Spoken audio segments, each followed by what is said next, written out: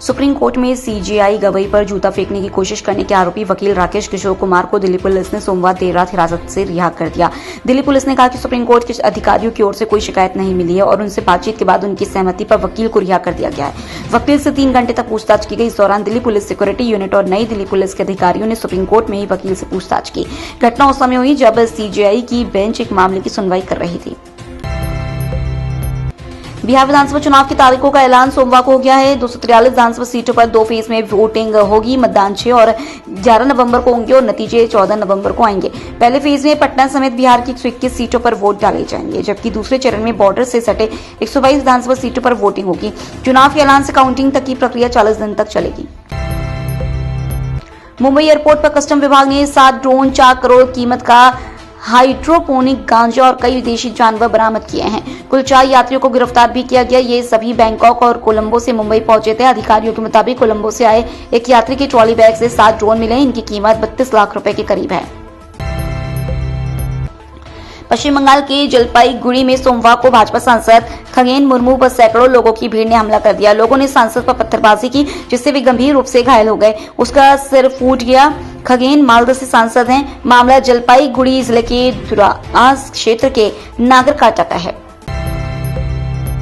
जम्मू कश्मीर, हिमाचल प्रदेश और उत्तराखंड जैसे पहाड़ी राज्यों के ऊंचे इलाकों में बर्फबारी हो रही है। उत्तराखंड के बद्रीनाथ, केदारनाथ और हेमकुंड साहिब में पहली बर्फबारी हुई। हेमकुंड साहिब में 2-3 इंच तक स्नोफॉल हुआ। केदारनाथ में तापमान 5 डिग्री तक गिर गया। मौसम विभाग ने 7 अक्टूबर को भारी बारिश, बर्फबारी का रेड अलर्ट जारी किया है। इस वक्त 4 धाम यात्रा का दूसरा दौर चल रहा है। रोज 5000 से ज्यादा श्रद्धालु पहुंच रहे हैं। केरल के थाईकुट्टुश्रेरी के रहने वाले शरद नायर ने केरल राज्य लॉटरी विभाग की थिरुवोनम बम्पर लॉटरी में 25 करोड़ रुपए का पहला इनाम जीता है। शरद ने बताया कि जब 3 अक्टूबर को लॉटरी के नतीजे आए तो उन्हें यकीन नहीं हुआ कि उनके पास ही विजेता टिकट है। ये पहली बार था जब उन्होंने बम्पर लॉटरी का टिकट खरीदा। छोटे मोटे टिकट भी वे बहुत कम ही लेते हैं। उन्होंने जिस नेटटूर की दुकान से टिकट खरीदा वे वहां 12 साल से काम कर रहे हैं।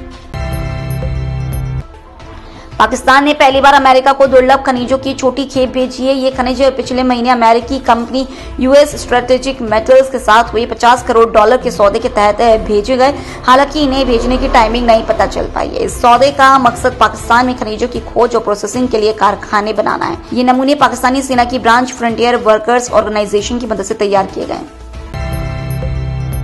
फ्रांस के पीएम सेबेस्टियन लिकोर्नु ने महज 27 दिन में इस्तीफा दे दिया। उन्होंने 9 सितंबर को प्रधानमंत्री का पद संभाला था। 6 अक्टूबर को उन्होंने इस्तीफा दे दिया। राष्ट्रपति मैक्रों ने उनके इस्तीफे को स्वीकार कर लिया। पीएम लिकोर्नु ने रविवार को नए मंत्रिमंडल का ऐलान किया था, लेकिन 12 घंटे बाद ही उन्होंने इस्तीफा देकर सभी को हैरान कर दिया।